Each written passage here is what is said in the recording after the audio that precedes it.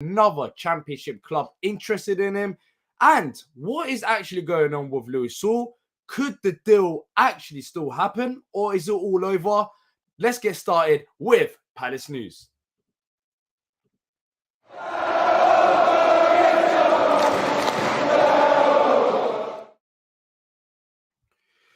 What is going on, people? Welcome to Live Palace News. I'm going to be joined by Patrick in a few minutes time to discuss all the latest with Palace. But before I get started, thank you to every single one of you who is new here, who's been tuning in for ages. All of you, your support has been greatly appreciated. If you do enjoy the content, all I do ask is for a like. If you do enjoy it, it takes a second of your time and helps us with the algorithm. And subscribe if you're new as well, and turn on the notification bell, because there's a lot of Palace content coming, including tomorrow or the day after.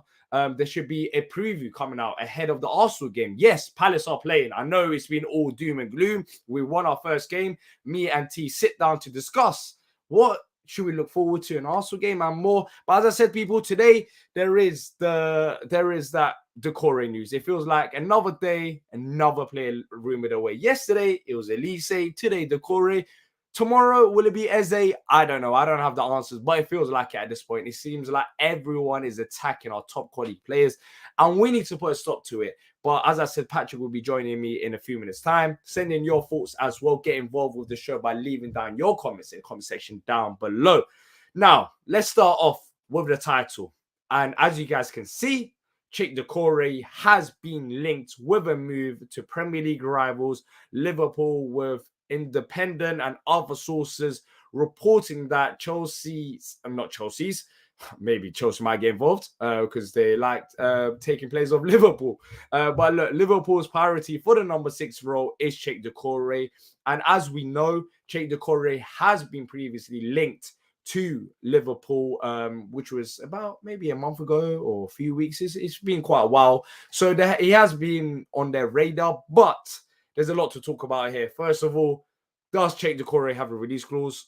I hope to God not. But at this point, I don't know. Some people may say he does. Some people may say he doesn't.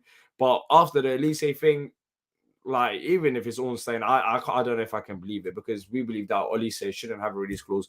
But hopefully he doesn't. And if he doesn't, I think Palace need to be up and straightforward. Put a nice price tag. Now, I say nice for us, and keep these clubs away from our top prospects, at least for this window, because things will be getting ridiculous if we lose Zaha, Elise, and Doucoure all in the same window. And also, it won't be a good look on the players such as Gehi, Anderson, Eze, who may also be tempted with a move away from the club.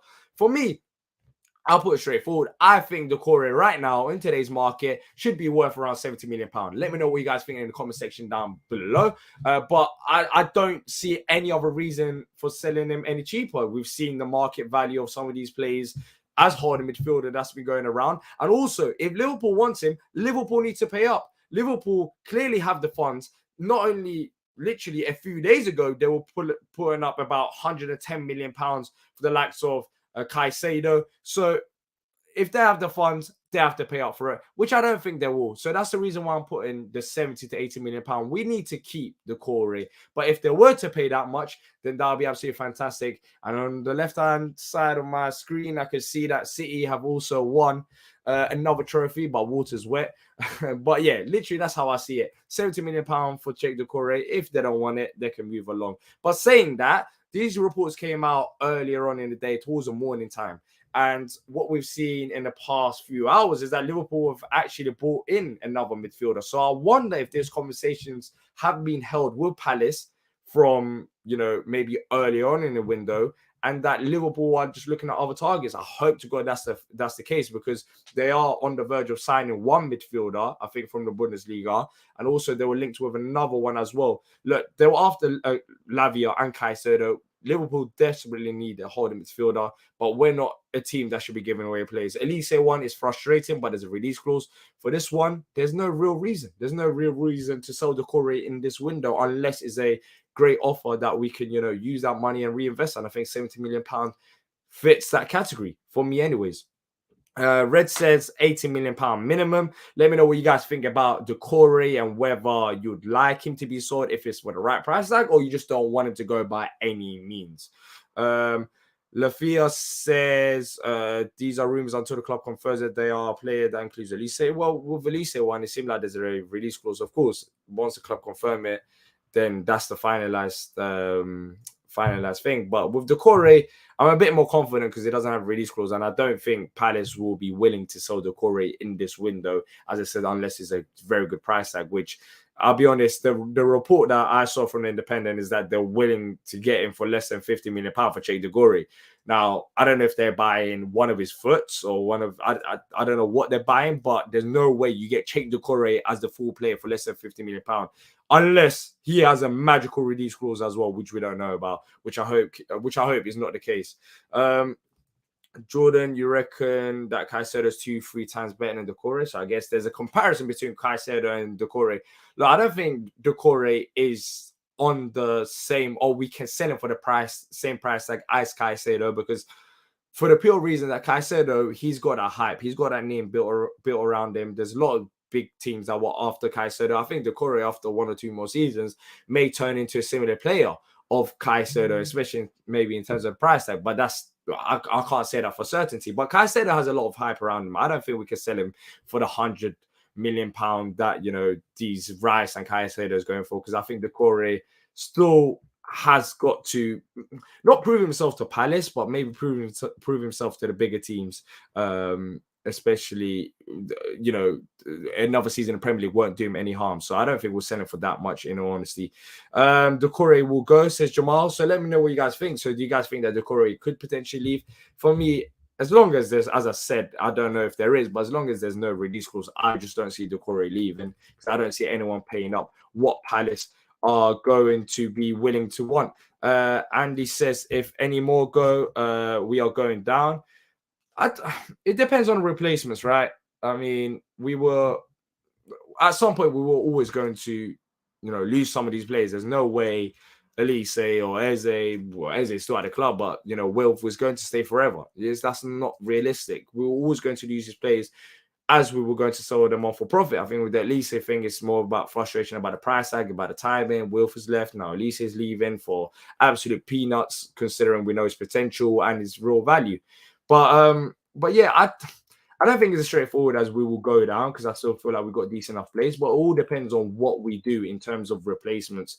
And there's a big task on Dougie's hands right now, even with the likes of Elise replacement, which there is a report today suggesting that we have bid for a player that I'm pretty sure none of us pretty much know about in much depth, unless you're from South America, which we'll be discussing in just a moment. But yeah, I hear it. I hear where the frustrations are coming from, but I don't think it's as straightforward as that. Daniel says, question, can we stop comparing ourselves to Brighton? We are nothing like them. They have a sophisticated scouting system and have replaced the players they have sold. And look, Daniel, you make a very good point. And I think the comparisons will and should realistically start once we start selling these players and what we do afterwards. Because if we bring in replacements that are, you know, similar quality to the likes of Elise or to Wilf, of course, with França, we don't know yet because he's out injured, and he might be even a better player than Wilf. He might be a worse player. We don't know yet, but he's got a huge potential. If we do replace these players with quality and we do get another deal or two, then we can start comparing. But the real reason Brighton are getting credit for is not for selling for £110 million or McAllister for £50 million, is the fact that they can sell these players and they can also replace them. Now, this is where Palace have to step up, and we have to see if we can do a similar thing, which we haven't been able to prove yet because we haven't entered that pod. But we seem like we're slowly entering that stage of, you know, Palace's recruitment. We brought in some of these youngsters for good value, and clearly there's a few of them will be sold. Hopefully Doucouré isn't one of them. Patrick, how you doing, my man? What did you just say about recruitment? I'm sorry, what did I catch you lying about just now?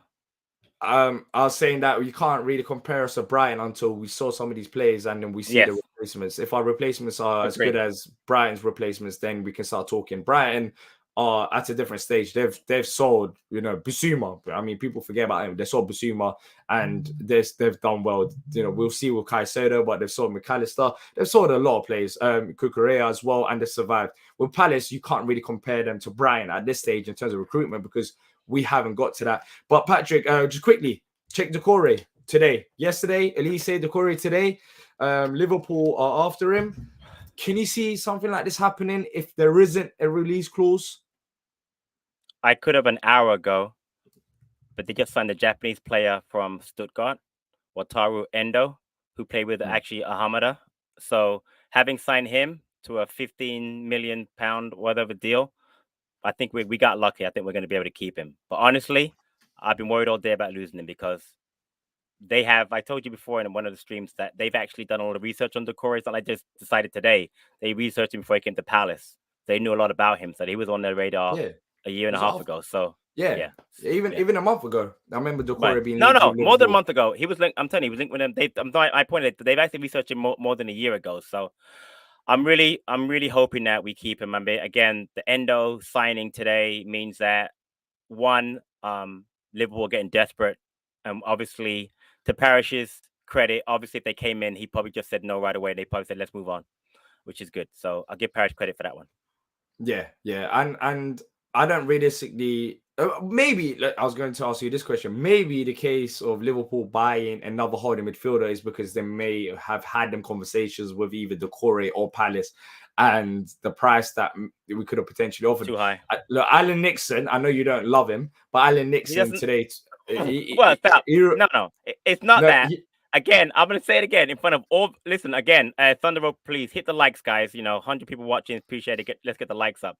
But anybody in the chat, can anybody in the chat tell any rumor Nixon's gotten correct? Anyone? Put it in the chat right now. Any rumor. Chris Francis? Go ahead. Yeah. There we go. That's sorted. But look, no, but my point was with Doucouré, Alan Nixon tweeted or quote tweeted to someone, I think, asking about Doucouré. He said £100 million. I don't know if Palace have told that to Liverpool, and Liverpool just said, what? Time to. I wouldn't be surprised if he said something crazy like that. That's a Nixon. That's a Nixon tweet. 100 million. Come on. That's ridiculous. I mean, not even Jokey would Parrish have done that. But if you want to do it to scare them away, if it worked, then great. Yeah, but I'm saying maybe there's that potential Palace just want to scare away Liverpool. Okay. And you put that price tag if you want to scare away a team. That basically says 100%. Enough is enough. I'm about to block you. We're not selling him. That's literally it. Parish is literally saying, I'm going to block your number if you come back to me one more time about Doucouré. And I wouldn't blame him because there's a lot of pressure on Parish in the first place. Like, even with Elise, a lot of people are getting on Parish about, release clause. I know there's that debate about whether Elise would have joined if he didn't have that release clause in his contract. But yeah, I just don't see us saying that. I mean, you never know with Palace, but I don't see us really selling Doucouré unless it's a very good offer. But realistic offer, how much you see Palace putting if they really, not really want to sell him, but if they wanted to sell him and get a decent amount of money. For me, I think £70 million is a decent price tag for Doucouré in today's market. I don't think he's done enough, or he hasn't got his rep built up just like Caicedo or Rice, so I don't think he can go for £100 million. For you, what's the ideal price tag if he was to leave? 75 million, and the reason I say that is because I actually saw a comparison like for like with Caicedo. His numbers are better than Caicedo's were last year. So, but he doesn't have the rep, and I get that. Palace aren't Brighton. He's not Caicedo, but I would put 75 million on it. I think that'd be fair. But again, I don't want to lose the kid. The kid's listen, man. We finally got a double pivot in there. That's brilliant. Can we have him for more than one match? More than one match? Please? Yeah, exactly. More than one match. Do you know what I mean? And if we were to lose him, which if they do offer, let's say next summer £60 million or 70 million, or if things get negotiated, by the way, this is we got that time now. We got that time to actually look at replacements, and we can figure it out this season. And if Palace are competent, we'll see. But even with Elisa, we're hearing about potential replacements straight away. So it seems like we've got our own model, and I think Matt Wisdom put out an article in Athletic talking about Dougie Friedman's model as well. So why you? I heard about it. I'm not buying this model nonsense. See, Nick and I, by the way, please check out the preview pod. Nick and I just did it about half an hour ago. It's already out on all your favorite podcast apps. We talked about Dougie, and again, I want to big up Dougie, but let's bring it down a bit. Dougie may be a good recruiter, but we had under Dougie one good window. I'll say it again: Edward, Gahey, Olise, Anderson, Gallagher. Oh, I forget to merge Gallagher. Okay, and what's the main difference making that window? We spent money. Yeah, money. Exactly. And So Vieira, how can you expect Dougie to be doing things if he doesn't have the money? And the Vieira pull, because I know 2 of the players at least came here because of Vieira. At least 2 of them. Okay, but anyway, we can talk about Vieira pull, but money without money, there's no Vieira pull. We had to spend money. So if Dougie doesn't have money, I get that. But remember, you made a signing in this window as well. Let me speak 1 second. I'm not putting down Dougie, but my point is we want to keep bigging up Dougie's recruitment again, dear. We're not getting players. He might be a great recruiter. We get Doucouré, we get 1. We get Ahamada, we get 1. We get França, we get 1. I get it. He does do a good job. And I'm not blaming Doug. I'm just saying that we keep talking about Dougie's pull, but he's not pulling 4 or 5 plays, getting 1 player window, which again for Dougie is great. And you're right, it's because of the board. But I'm saying, we keep saying Dougie's pull. We need more players. So, but bro, you expect Dougie Friedman to drive a car with 2 wheels? If he doesn't have, like, how can he move forward if he has no money? You get it, Dougie. When he had the money, he's proven himself. He doesn't. If he doesn't have the money, then how can he pull? Like, it doesn't. I mean, what can he do? Dougie is a great. You can complain about owners. Dougie is a great recruiter. You're right. Okay. Yeah, okay. You don't think so? With that.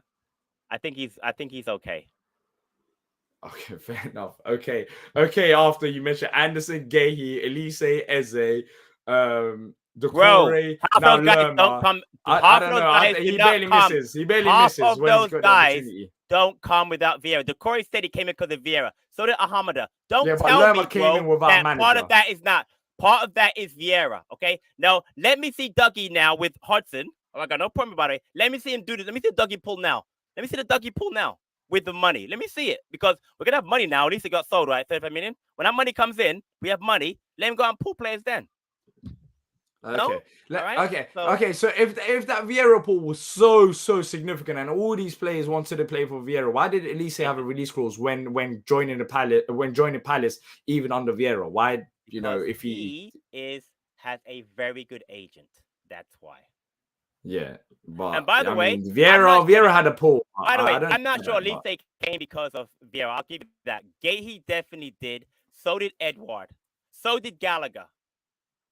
So did Ahamada. So did Doucouré. You're right. Elise probably came because of the money. Yeah, but then Dougie found these players because Elise was linked before Vieira. We attract Elise before that. You're right. We did. Exactly. Yeah. So that's Dougie. That's what I'm saying. I gave you. You think Doucouré came here last year because of who? No, but Dougie, you're acting like Patrick Vieira found these players. Vieira had a pull, but Dougie's the one that found these players. Bro, we were linked with these guys, and we were linked with Gehi and signed like a day later last year. We were linked with Doucouré and signed like 2 days later. I know Vieira had the pull. I know Vieira had the pull, but this is not about. That's part of it. No, of course, it's part of it. You want to have a project, and we don't know exactly. Right. Well, Lerma joined without a manager, and for some players, it's more than just the manager. It's about the location. It's a London club. We've been in Premier League for quite a while, and we've still got talent around it. One second. Let me address Terry. Okay, if you don't like the shouting, and again, I got no problem with D. You know what you should do? Just tune out. And you want to call someone names? Do it to my face, which you don't have the nerve to do, or don't put something in the chat. Seriously, disrespectful. Seriously, all right. You don't listen. You don't like what we have to say. That's all I have to say. That's one thing. Don't call people names, man. Seriously, grow up. Seriously, grow up. Yeah. So when it comes to, there's no point in people getting personal about it. If the mic was too loud, just let us know, and we'll try and lower it down if it's mine or Patrick's. But yeah, literally, Patrick, when it comes down to it, I think money matters. I hear where you're coming from, but I think money matters. But look, and you know what? CBP Jordan has a great point. Dougie found that's what I said. To him. That's what. That's fair. Okay, it was both of them. That's fair. Yeah. That's fair. Okay, let's move on to the second bit of news. Hopefully, Doucouré stays, which. I'm not going to get carried away because I thought Elise would stay. And the day after I said Elise, as I see it dragging on, I can see Elise staying because I believe there was no release clause. Because surely if there's a release clause, Elise would have left about a month ago. But found out the day after I said that Elise will probably end up staying, that there is a release clause magically once again. So hopefully Doucouré stays, and I'm confident. I don't want to jinx anything, but I'm confident as long as there's no release clause because I don't see Palace selling him. But look, let's move on to the next bit of news today, and that is on a player that Patrick, I know you don't know about, and I haven't heard about. Maybe you do, maybe you do. But Crystal Palace have submitted an official bid, an £8 million bid for Chilean winger Dario Osorio. Personal terms won't be an issue as the deal will depend on the departure of Elise. So talking about replacements, seeming like we got potentially one lined up. That's according to Top Skills Sport UK, which I believe work with Sky Sports. Patrick, I mean, it's good. It's good to have a replacement lined up, but clearly you don't. Do you know about him? Have you heard of him? About him? No, I don't. Sorry. Exactly, yeah. So I think he plays back home in Chile as well. So, but look, interesting thing about this is that the replacements that we've been linked with for Elise has been. I haven't heard any championship players. It's been South American. Have you noticed that as well? Like we've been more linked with South American players in this window than I've realized ever so more in the past. I don't know if that's a change of strategy. I mean, we saw with France joining Palace as well, and even with potential replacements. I think there was one replacement that it was announced maybe yesterday or the day before with Elise that could be from River Plate over in Argentina. So it seemed like we're targeting that side of the world, which is interesting to see, Patrick, because that's what we wanted. We wanted that scouting network to spread, and it seemed like it is. Well, you made that point many times before about we need to address that, and I think someone must have listened because you're right. I haven't heard that many South American links, and all of a sudden you got France, you had Nascimento from Botafogo, and obviously we have this kid. So listen, if they're expanding the network, that's great. Maybe it's someone said in the chat, maybe it's Texter. Whatever it is, it's a good thing because it can't be a bad thing to go into South American market because we all know their quality at a decent price in South America. The issue always is the release clause, obviously. So not release clause, sorry, the work permit, right? So that's the issue mostly with those players. So. But when it comes to £8 million as well, it gives us that bit of flexibility because with Elise, it seemed like with Reading, they have a 10% sell-on clause. So roughly, if we don't know the figure, I've seen 45 million euros with Elise. I've seen 35 million pounds. Like it just changes. It seemed like from 35 million pounds to like 40 million pounds.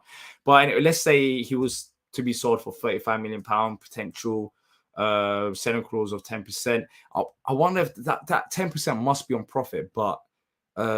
Which makes it even more so interesting. So it wouldn't you assume so, but even if it's not on profit, let's say he was gone for 35 million pound and then the selling clause kicked in, that would leave us with 31.5 million pounds. So maybe it might be higher than that depending on how the deal was agreed. It gives us that flexibility. I mean, if you spend £8 million on a winger, maybe we could spend even bigger on another winger. How many? If Elise was to leave right now in this current situation, how many wingers do you think we need to spend on? Well, in my mind, Elise is already gone. Whether he leaves tomorrow or next week, he's already gone. Because I mean, I don't really see any way he comes back. But I think we need two more wingers. I mean, France left and right, or yeah, left and right. France is not fit, and plays more in the middle anyway.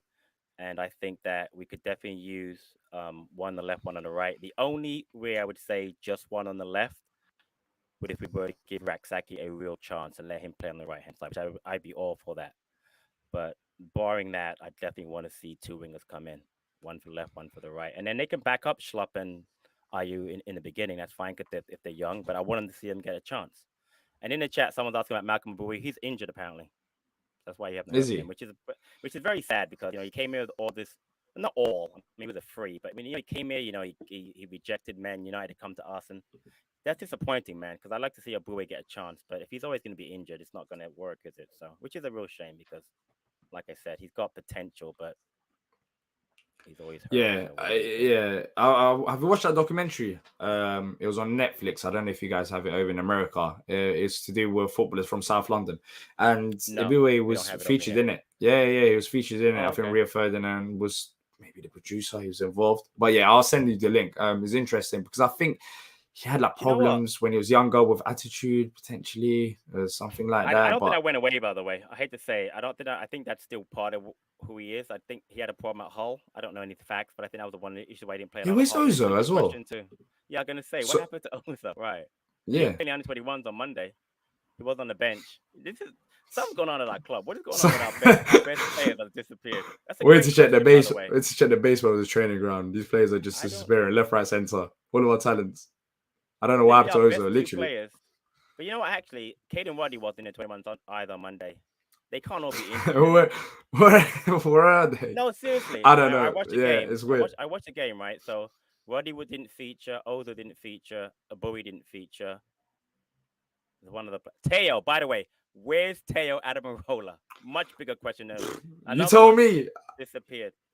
We might have to I do a don't know. documentary. I don't know. Checking I Palace don't know. training ground. I don't know what's happening with the academy training ground. I don't know what type of foolishness is going. They're just disappearing. I don't know. Well, with the academy players, I guess you don't really report their injuries out there. I know Zoe No, is, Ebewe is.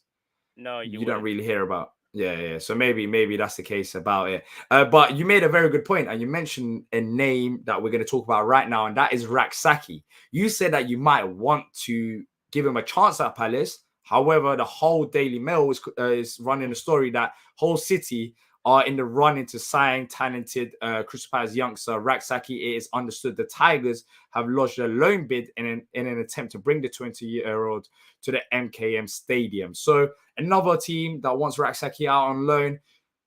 Patrick, so look, Rak-Sakyi, it makes sense to keep him at Palace if he's going to play a role. And when I say role, not adding up numbers role, and not as a starter, because you can have this debate. I don't know about you, Patrick, but I'm not going to get carried away and say he's a starter.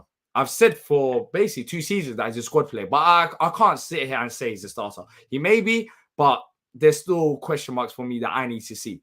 But if he's not even going to come off the bench, which I'm not saying, because I was the one that was critical towards you when you were saying, about subs and bench. After the first game of the season, I'm not really that fussed about how Roy uses subs. But let's say that if Roy wasn't going to use him off the bench, then it makes no sense to keep Rak-Sakyi in the squad, right?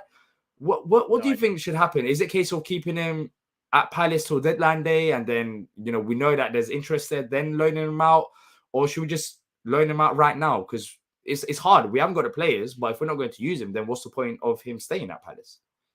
A couple of things. I wouldn't send to Hull because that's where Bowie went. He hardly played. Didn't do very well there. So I don't want him to go there. Secondly, so you say don't send him out on loan. What happens if Jordan Ayew gets injured? Who plays on the right side? I don't know. I guess Rak-Sakyi. And that's why and that's the reason why. Honestly, that's the only reason why. Because we literally have no one to play the right side if Ayew gets hurt. No one. Like Ahamada can kind of play there, but he's more of a midfielder. You know what I mean? I'm really saying there's no one to cover on the right side, which is why I wouldn't send him out on loan.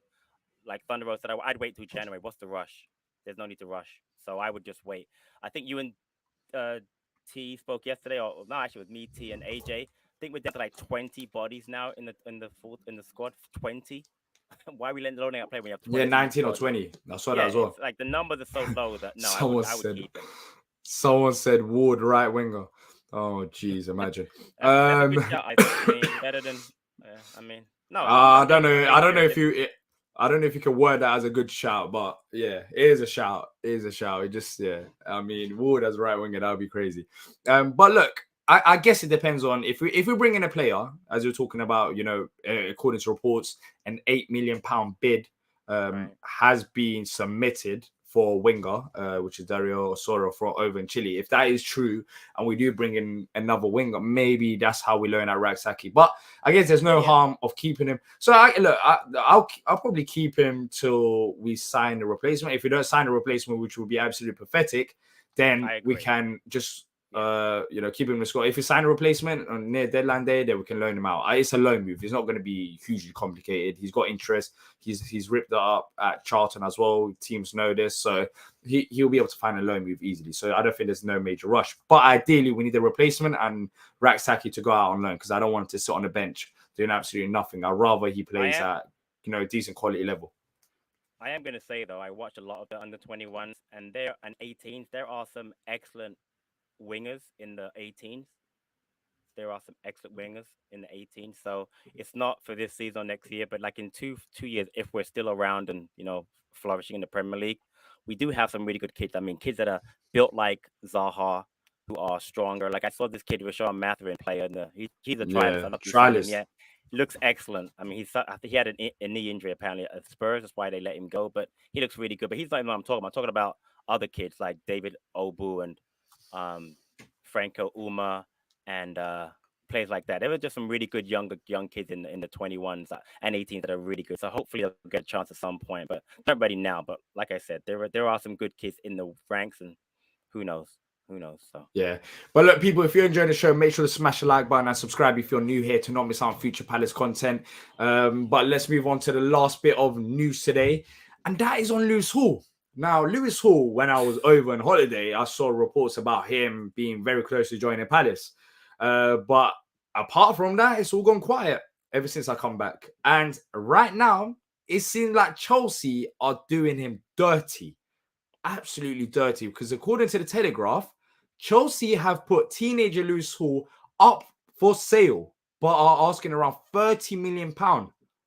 That is wild. He just signed a 6-year deal at the club, and it seems like, according to Chelsea fans, Chelsea made him sign it and maybe promised him a loan move to Palace. But it seemed like they played him. It seemed like Chelsea have played him and now trying to sell him for FFP. Now, I need to look into this. I don't know if this is 100% accurate, but this is what I've seen from Chelsea fans on Twitter. But that is just ridiculous. Like, I get it, you have to run the club like a business, but playing with a young player like that and with his career, making him sign a 6-year deal for you to try and sell him after and basically not loan him out, it's just pathetic, Patrick. But Lewis Hall to Palace, can we just agree that that's all done now because we're not going to spend that much? Yeah. No, it's not about spending. Lewis Hall did the media at Palace. It was done. And then they came in for Elise. So that deal's never going to happen now. Lewis Hall's never coming to Palace. They did that kid unbelievably bad. I can't believe they had him sign the contract. That's why he signed it, because he knew he was coming to Palace on loan. And then they pulled it back that they wanted to send to Newcastle. It's the worst deal. And let me tell you something. The funny part is that we've done right by Chelsea on almost every loan.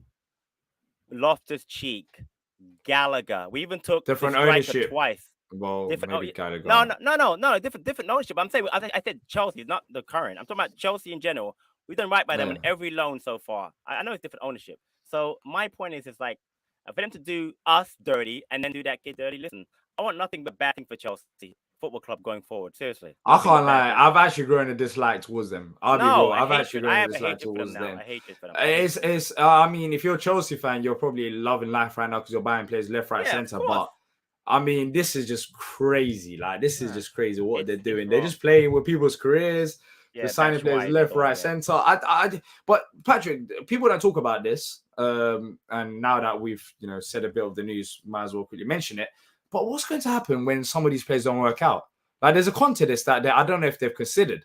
If you're signing a player on an 8-year deal and the player doesn't work out, because not every player is a success. What if he's a flop? Yeah. How are you going to move him on when you have given him an 8-year deal? Like, that's not going to be easy in itself. See, that's a great question. I mean, I think that Bowley is not thinking that far ahead. He's thinking of, I'm going to bring in a bunch of young 20-year-old players with a young manager. A good manager, and have them develop. But you're absolutely right. They can't.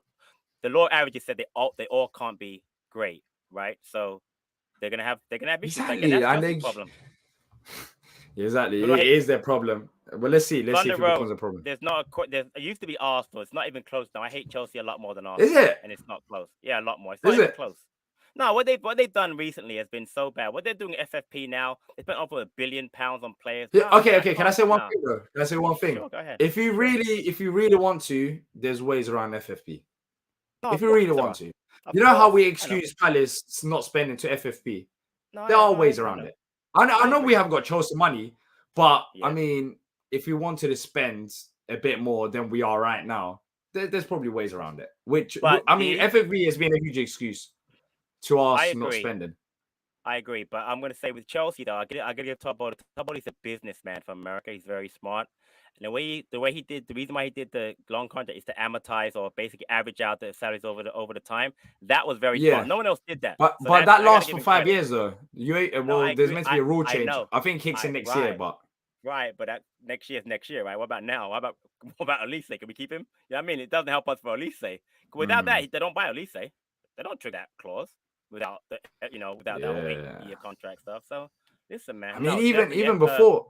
Literally, even before, I remember when they used to loan out like 30 players, academy players, and then FIFA had to change the rule about that as well. Now they sell their academy players. It was a business, though. It was a business because even when we loaned got players from Chelsea. I think we must have paid a fee. You can pay a loan fee as well. So they was getting money from that as well, loaning out all these youngsters. So it's crazy. I don't know. That club, there's always something weird about them that's going on. It just doesn't feel right to me, man. There's always something they're trying to exploit.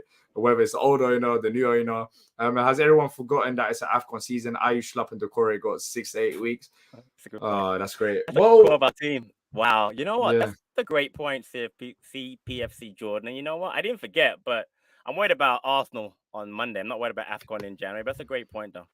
That's a January problem, though. But that's a great point. I mean, it's a January problem. In January, thankfully, we don't have that many games. There's a little break in January. So the last game, the 30th of December, we got Brentford at home, and then we got Arsenal on the 13th of January.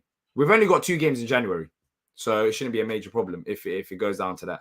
We've only got Arsenal and Sheffield United, 2 games in the whole of January. Can I address this? I do make FA Cup as well, probably. Trump. So you're right. I do pay more taxes. I pay more tax than Donald Trump. No, that's a fact. I'm not trying to be funny. I do pay more than him. He doesn't pay any taxes. So it's a great point. Thunder Road's always on point in the chat, man. I appreciate you, man. Seriously. Yeah, Funder's always here, man. Funder's always here. We appreciate every single one of you and Funder as well. Funder's been here since day one. Look, Patrick, let's wrap this up. Of course, if you're just joining us now, make sure to watch out the whole stream as we discuss all the latest that's been going on today with Palace. And once again, people, as you can see from the title, Cheick Doucoure is on the agenda today. It seemed like tomorrow might be Eze. It won't surprise me. Or Gay or Anderson. It feels like every day it's a new player. But we spoke about Doucoure. We spoke about a bid, an £8 million bid for a winger, with reports suggesting that personal terms won't be an issue if it was to happen. And also Rak-Sakyi, where they should go out on loan, and Lewis Hall. So if you have enjoyed it, make sure to leave a like and subscribe to not miss out on future Palace content. And tomorrow we have a video ahead of the Arsenal game coming out.